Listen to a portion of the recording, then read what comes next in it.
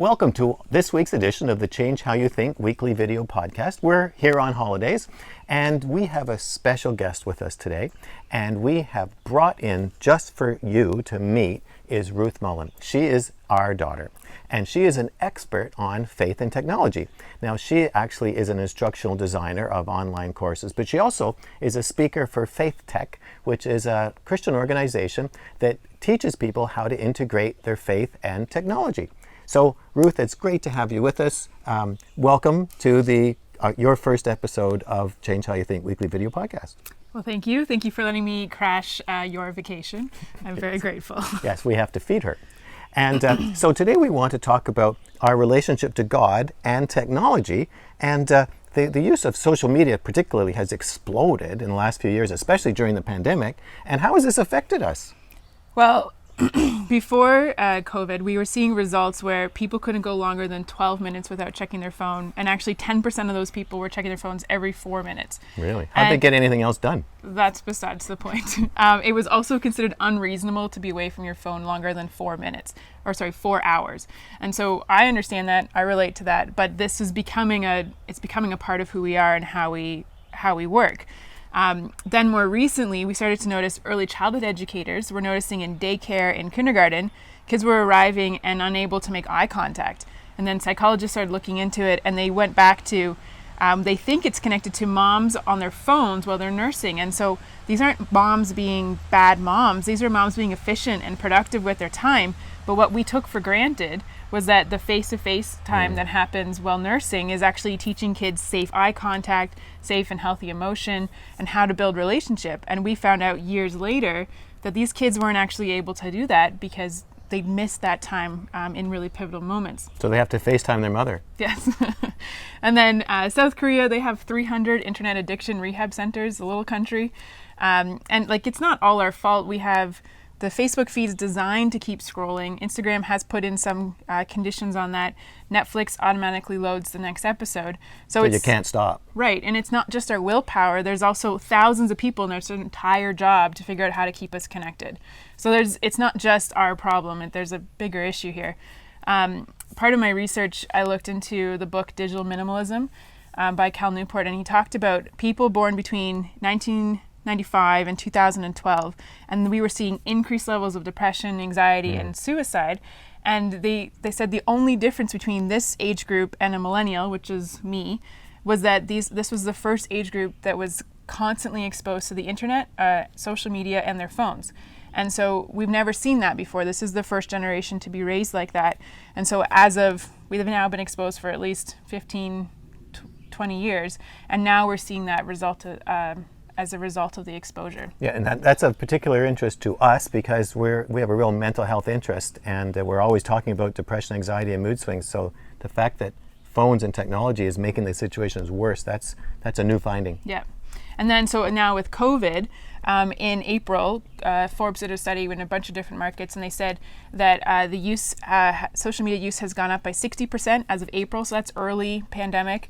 In the countries that were most affected by the outbreak, the messaging between WhatsApp, Instagram, and Facebook went up by 50%. And then Twitter users have increased as well. So we know going into COVID that there's this, the result of technology is affecting us, and then we see an increased use.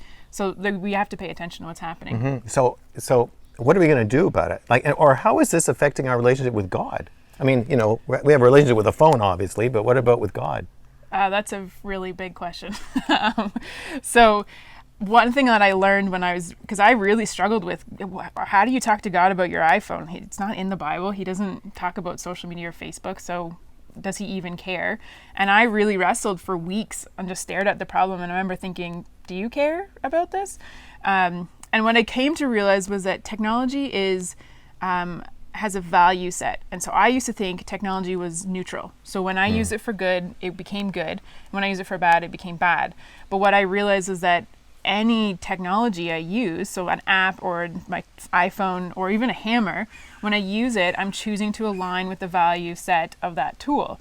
So when I use my GPS, I'm choosing to not think critically about where I'm going. When I use Instagram, I'm choosing to put value in my appearance, and in the likes and the messages that I get, I put value in that by using the app. And so when I learned that technology had a value set, when I choose to use it, I'm choosing to align to the value set. So then the question then becomes, what values do I want to live by, and whose values do I want to align to? Am I just blindly aligning to all my apps and not weighing in how I want to actually live my life?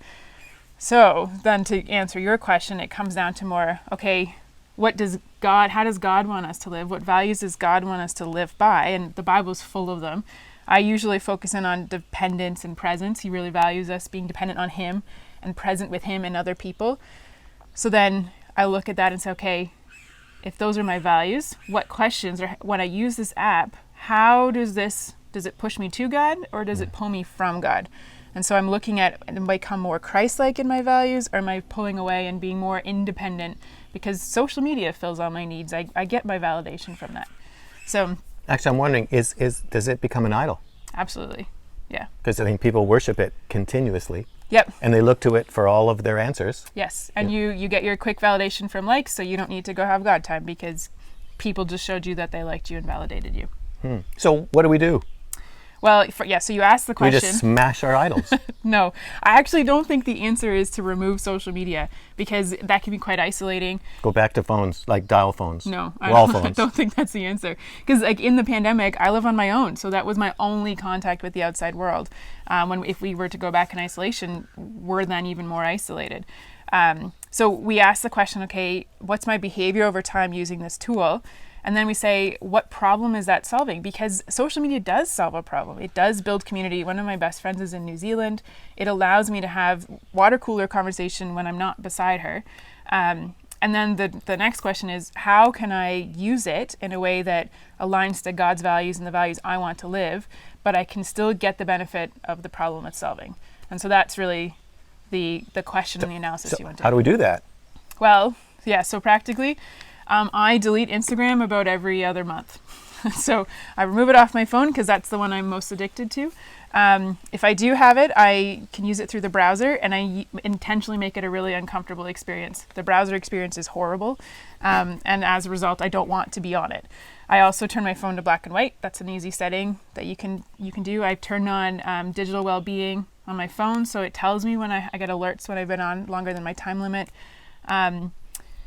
Yeah, those are a couple of them. Yes. Now, for those of you who are watching, have no idea what she just said. Ask a 12-year-old. Okay, just ask the closest 12-year-old, maybe your grandchild, and maybe they'll explain whatever it is she's talking about.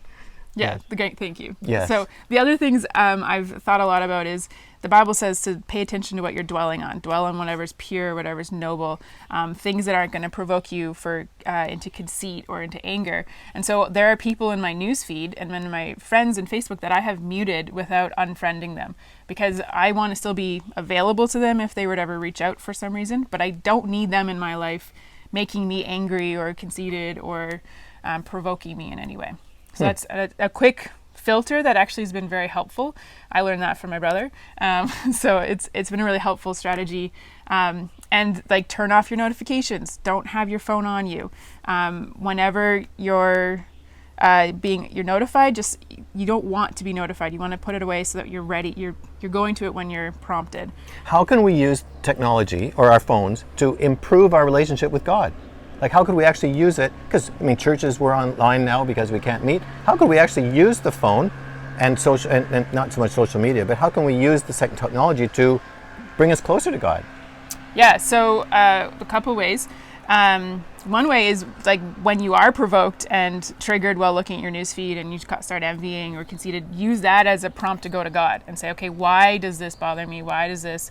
So I've heard of like praying through your newsfeed where you are actually praying for people in your newsfeed, but then also praying as a result of your reaction of your newsfeed and what's causing you.